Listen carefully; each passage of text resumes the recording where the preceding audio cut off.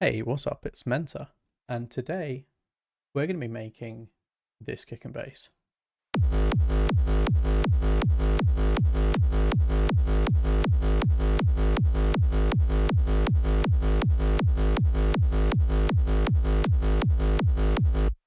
Hey, what's up? It's Menta.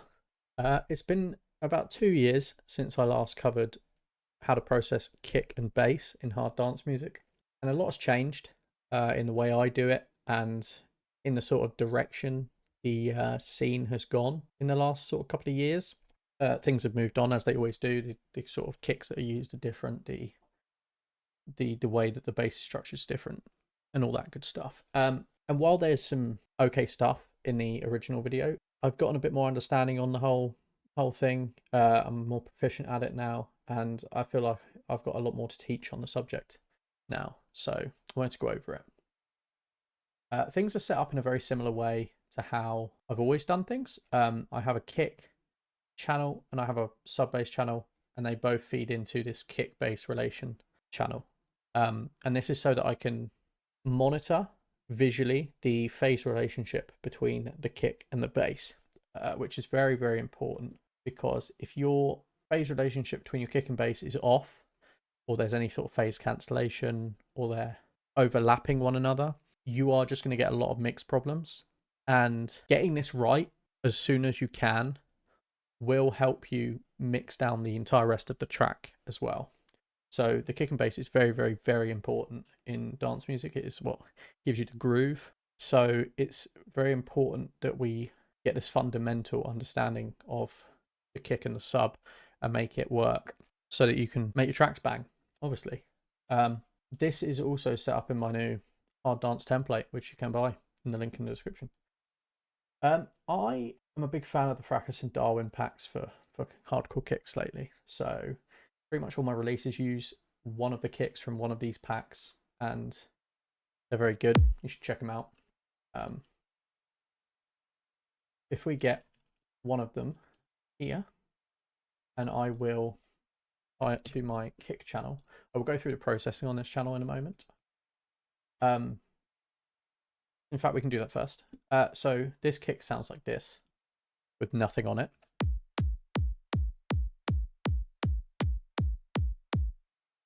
Right? And then if you put my processing on it,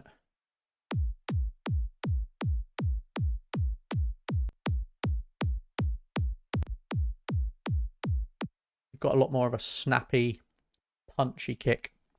The first thing I do is I sum this entire channel to mono. That is, of course, preference. I like it for its mono compatibility. I mean, there is I suppose, an argument that you could have a stereo top end on your kick, but then you could just add a kick topper and do it that way. So I prefer to mono my kicks. Now, the real thing that changes the character of the kick is the disperser. Disperser is an all pass filter, which basically just runs a load of filters in tandem, and it actually shifts the phase of the kick. If I bring up the oscillator visualizer and show you what is happening here, if I turn off disperser and just show you this kick, you've got a very standard looking kick. However, if we run disperser, you can see how that's different. And if I run them both, one after the other, just to visualize it even better, you can see we're shifting the sub so that you've got the initial transient of the kick, and then you kind of have this low, sucky nature, which is what the all pass filter is doing. It's pushing that initial sub down and pushing it later down in time, and that gives you that punchy kick that I really like the sound of, and it's kind of just how I like to process my kicks these days. Once we've got that, I then like to do an EQ, and my EQ is a bit crazy. It's not always like this. This is like my default EQ setup. This notch here will become important later, but for now it's not worth worrying about. I have a very slight bump at 100 hertz just to bring out a little bit more thump. And I have a little duck at 200 hertz just to remove some rumble.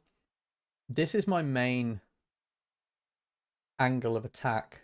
And that's that sometimes the kicks from packs I find have a little bit too much high end for my mix down that I would like to go for. So this is how we've got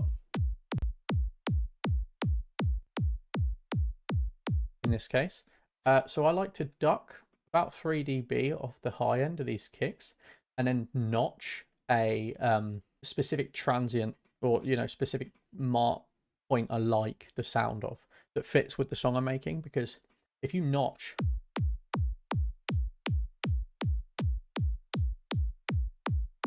you can hear that changes the character of the kick quite a lot. And depending on how your song sounds, I mean, sometimes tweaking that notch will bring out the character you're after from the kick. But for now, we'll leave it. I'm not sure why this is here. This really doesn't need to be. And then I just use R bass on here, which just gives the kick a little bit of saturation and also just helps it translate to lower end systems, like phones, small speakers, that kind of thing.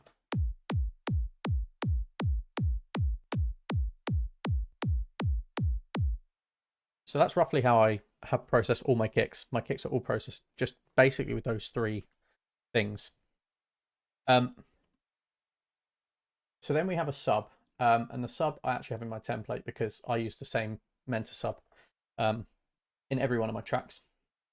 And if you want to have it yourself, if you go to the factory presets in Spire, there's one called Deep Sub, which sounds a bit like this.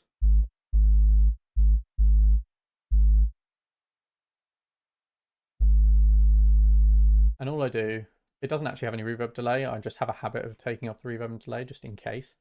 And all I do is chuck a little bit of X comp on it.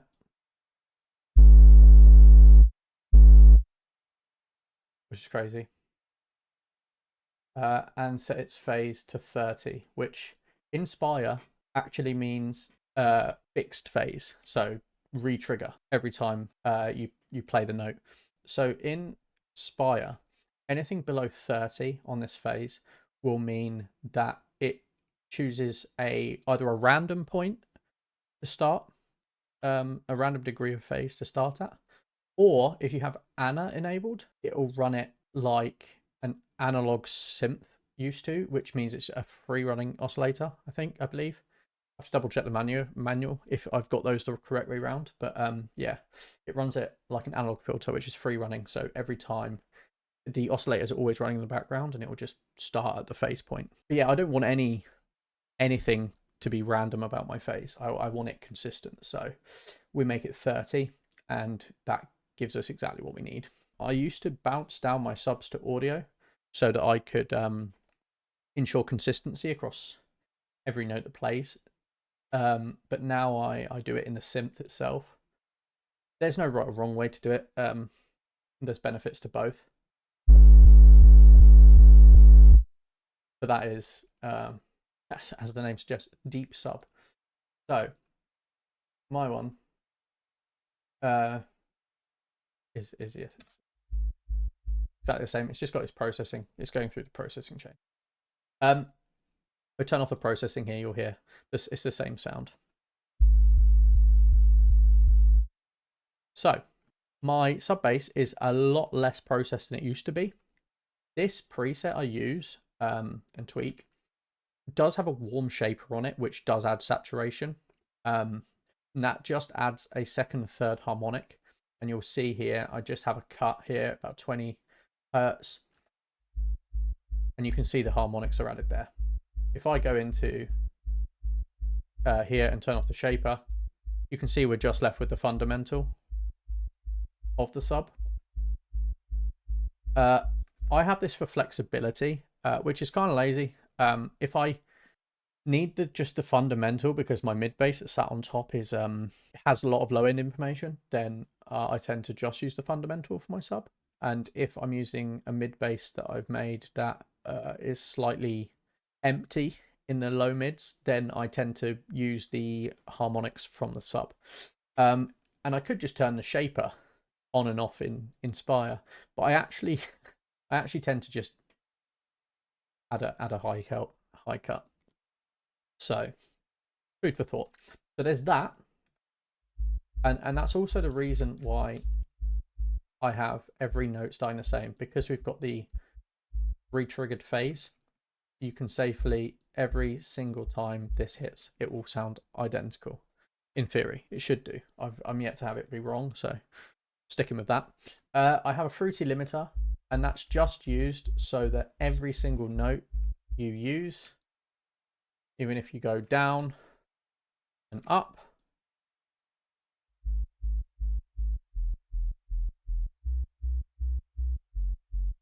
you have the exact same consistent volume across all notes. I then have a balance, and that is just an effect. When I do my sort of lead intro, sometimes I will put this at around about -8 dB or something to just cut it out, so when it's not sidechained, it's not so overpoweringly loud.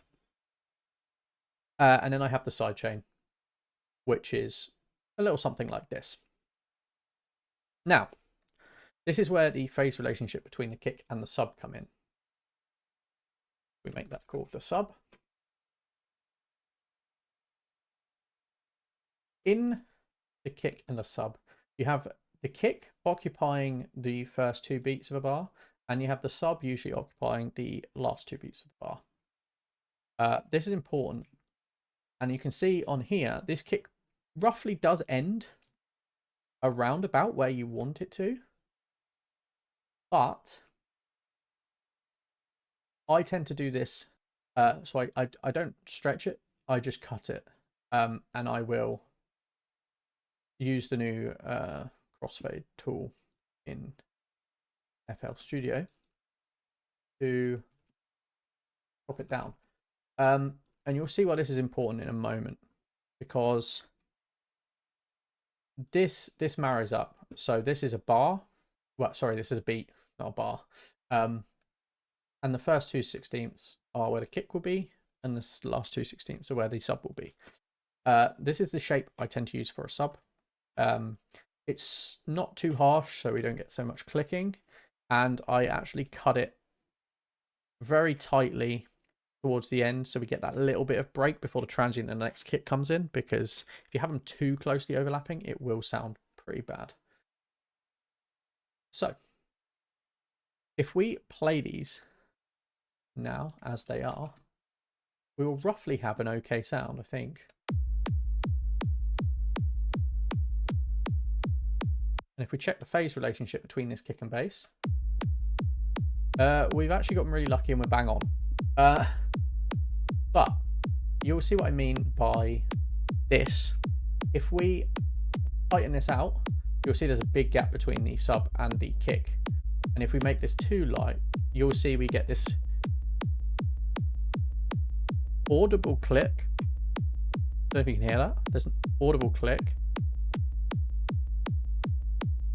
And it's overlapping, as you can see here. There's this kind of weird, tight, horrible bit here where the two are just not sitting together nicely at all. So that is why I use the crossfade, and I just dial it in so that we have a smooth oscillation throughout. You can also emulate the problem with this if you bring up the sub and you do this, and now you can see that the sub is starting way too early, and you've got this really harsh, almost triangle wave coming out, and you really want it to be curved like a sine wave, because that's what you need for that smooth transition. And once these are glued together in this way, that ensures a consistent sound, and it also means that when you play your track on a subwoofer, you're not asking too much of the speaker, because you're not asking it to stop moving air and then start moving air again. You're making sure it's consistent throughout. I mentioned earlier about the EQ on this kick and the notch I have down here, and that is purely used visually on this. I have a way of roughly relatively mixing my tracks, and I like to hit the sub of my kick at around about the minus 18 dB mark on this visualizer with 14.4 dB. It's like 14.2, I think I use normally, of gain. But yeah, I make it so that this is like my visual indicator. As long as I'm hitting this top point with my kick, then that's fine. And the sub volume usually always sounds best if it matches up to roughly the last sub oscillation, roughly. But yeah, if this isn't hitting the top here, this is what I use this for. If I unfreeze, you can see that's then too much sub, that's not enough sub, and that's about perfect. And as actually turns out, it's actually a bit of a low cut. So that's how I do that. The sub you can do in the same way, but I do it with just the volume fader. So this is probably okay, but you could argue it's slightly too loud. So if you wanted it to be like, I don't know if I'd want this one right at the bottom. Probably a bit too little sub, but that's probably about bang on. And you want it to sound completely consistent with no gaps, and that'll give you a solid foundation. Now, what we get with this foundation is the solid grounding point. You then want a bass on top of it, and I have this set up for a bass group. The only processing I have in here by default is a low cut at about 100 hertz here, and then my reverse bass preset in shaper box. These will become more clear when we start putting stuff on it, but basically we cut 100 hertz so that the dedicated sub has its fundamental space to occupy, and this doesn't clash with that fundamental. I did mention earlier about the subharmonics that will come up around about between 1 and 300 hertz. Now, that depends on this, but they do want to overlap slightly in my experience, because as you can see here, these tail off quite substantially when we get to this point. So you can overlap them slightly because they will sum up together to even out volume wise, and you still want that weightiness that you get at that frequency range, but you don't want it to be too much. So if there's too much in this group, then I will, as I said, remove the frequencies from the sub. If there's not enough in this one, I will keep the frequencies in the sub, the harmonics in the sub. So one thing I've started to do these days, this is quite recent, I don't think this is in any release tracks yet, is I have like some 808s in Serum that I've just grabbed off a splice, and I like to layer an 808, but I don't use its sub. So my bass 1 is pretty much almost always a monoed 808, just for the harmonics, and then I just chuck on a thing here, and chop it at 100 hertz as we did before. Now you're going to hear in a minute this reverse bass sidechain at work, and this will pretty much make it sound somewhat like a standard reverse bass that you expect, although it will be only the sort of low end of that bass. So we'll go with that first. But yeah, this is what it sounds like.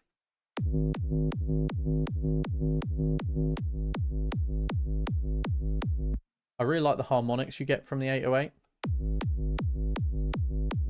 because they're a lot more powerful than the sub harmonics that we're bringing in. And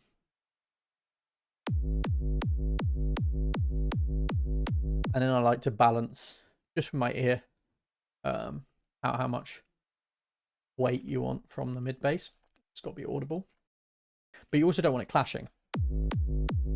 And you'll see what I mean if you take this off.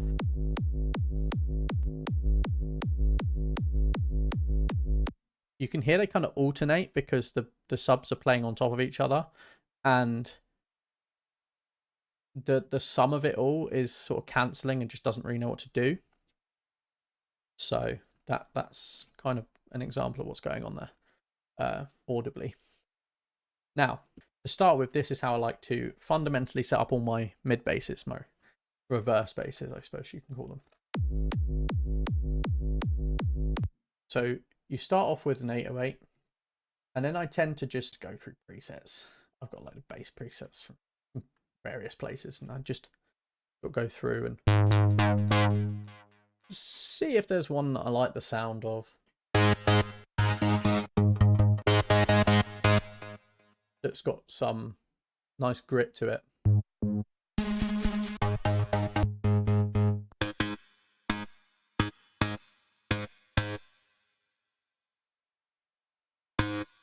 That one's not too bad. I'd rather take the...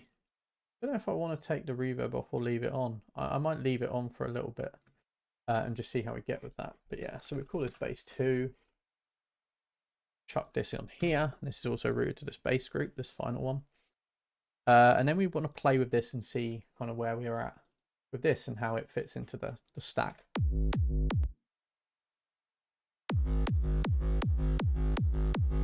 Now, one thing immediately, I don't know if you can tell that, but there's a random phase going on all sorts of places with this bass.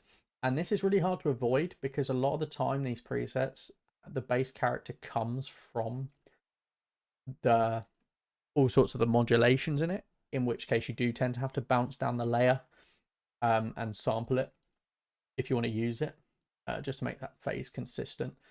If you're not worried about keeping the phase consistent, then you obviously can just ignore it, but I do think it tends to sound better if the phase is consistent across the whole bass, particularly in the low end. But there are reasons why you'd want to potentially do it the other way.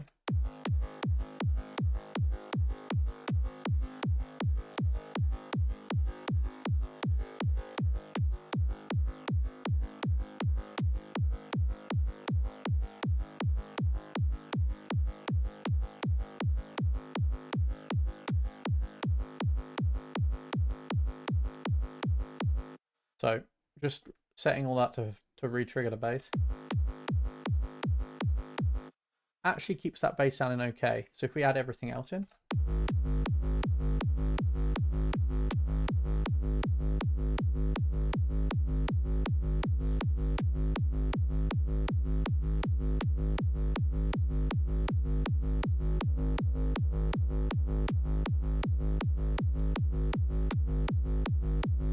that's not too bad.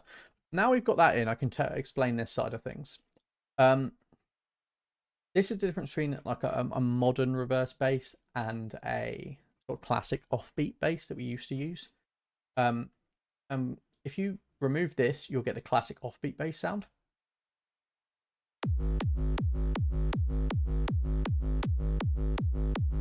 Which sounds great. And it's really good for if you want that like minimal sound. But if you want something to sound like it's got a lot more movement, this is kind of the way we do things now, is by adding this kind of notch here to let through some of the sound and then the full sound. You can hear the difference.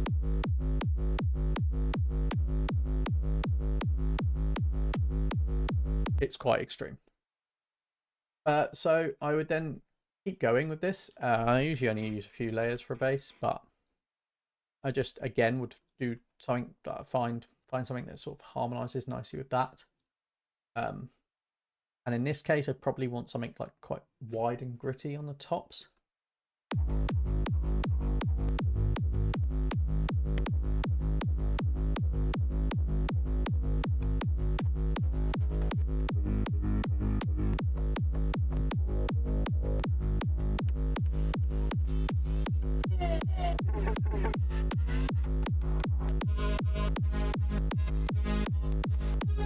We're in leads here.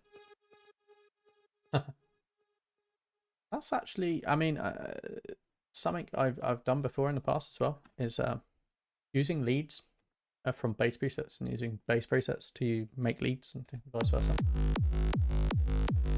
This gives you a nice grip. So again, I want to try and tweak it so that the phase is consistent and see if it actually works.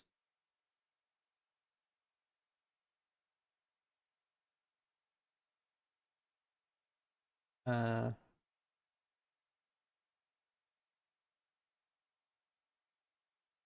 we go.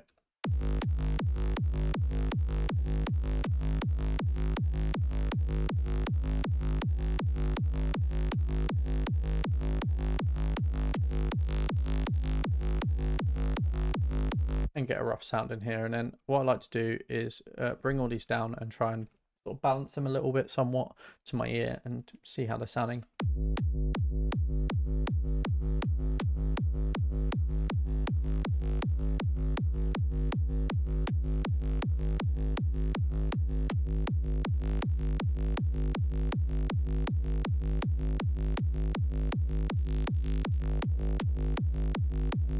I don't actually like that sound very much. I think it's a bit too...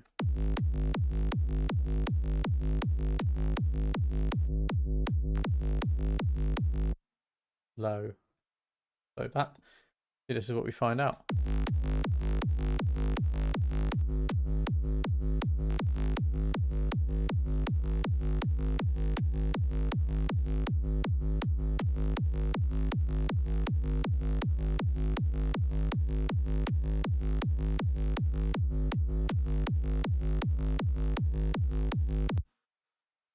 It kind of sort of works as a layer in there, but yeah, don't know if this is something I would keep in use long term.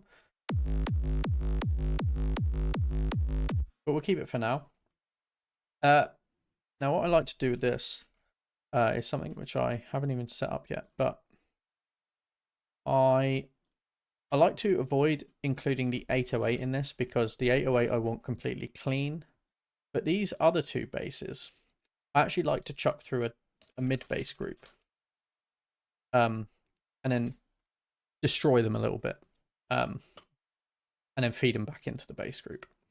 Now, you also then get control once you balance these layers over how much you want in here. Now, what I tend to do now is a mixture of compression, saturation, distortion, just to mess up the sound and make it like bigger.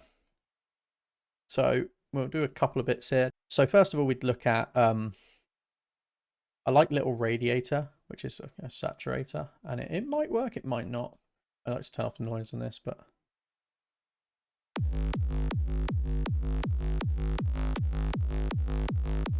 this gives you a lot more saturation in the mids and highs, which I think actually benefits this one a lot. One thing I would then do, I have a habit of doing this as well, EQing pretty much after every effect and shaping the sound, and it's like it's completely creative sound design EQ. This is not to be confused with like mixing or anything. I like the bite out of that. Then I might chuck it through Trash 2. I like some of the aggressive sounding presets. I never put them on full wet in the mix, but we'll just play with some of these and see if we can find a nice character out of it.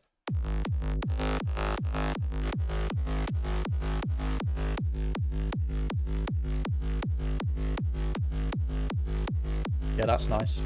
That gives you a lot more width. Now this has made everything quite a lot louder. I like to bring it in.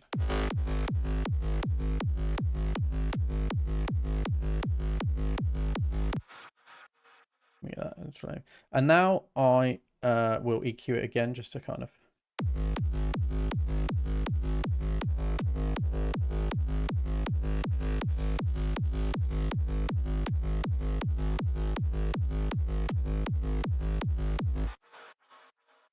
see where we get to on that. And then sometimes, if you need it, I like to chuck on a like multi-band compressor and really just add more to it. It's not always necessary, but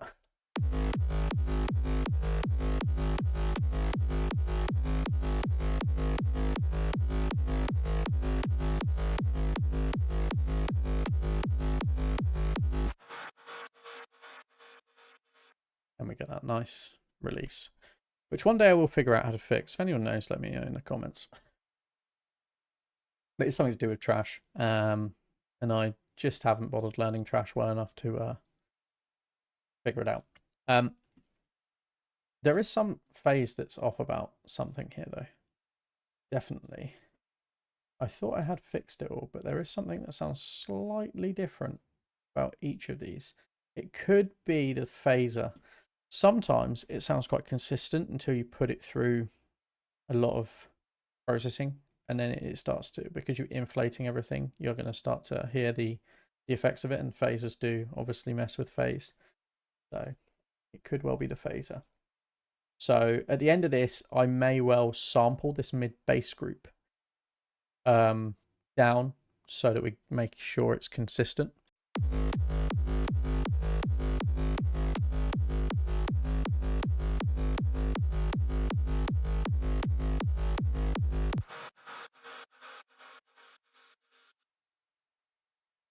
It almost sounds like the side chains overlapping or something. It's weird.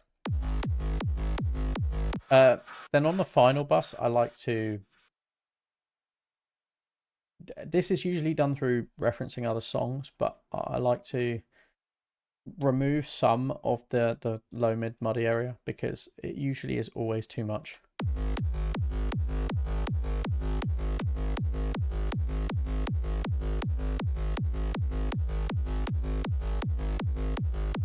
I will bounce this down so you can hear the final, like, full representation of this. So what we will do is we will leave the sub and the 808. We will cut both of these out into another pattern, and we will just consolidate these down using the insert effects.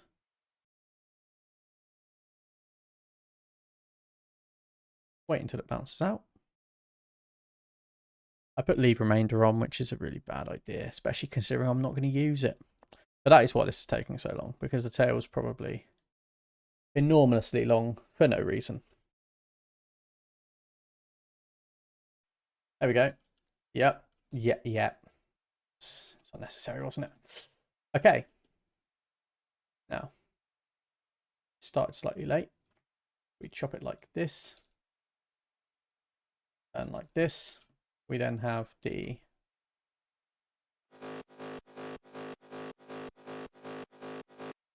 and then the sub and the 808 are just on this pattern, and we can just pop this back in here, and it should already be volume balanced. I would probably attach this to here and call it sampled mid bass, for instance, just so that if we later make any more mixing choices, we can just adjust the volume of it instead of having to use the gain on here.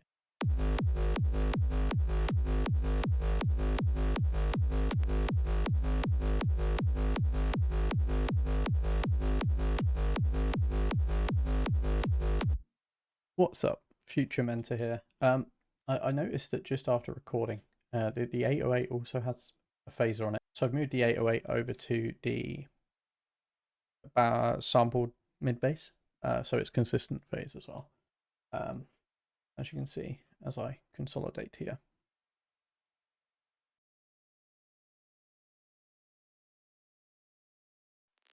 Now I've actually consolidated more than normal, and that's because I want to pick the best one. And obviously, if you grab a couple of bars, you're going to end up with more choice.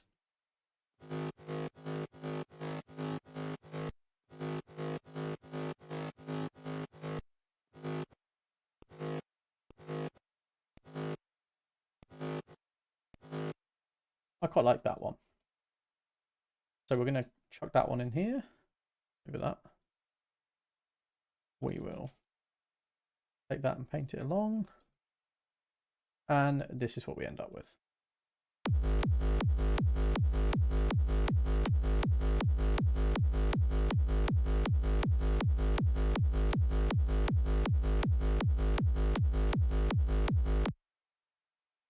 But there you have a pretty standard reverse bass. But there we go. I hope this was helpful, and I hope this is a clearer and more in-depth version of the original video from 2 years ago, because things have changed. I've changed, and yeah, this is the updated modern way of how I do this. So yeah, if you've got any comments, leave them below. I'll always get back to you. And until next time, cheers, guys. See you later.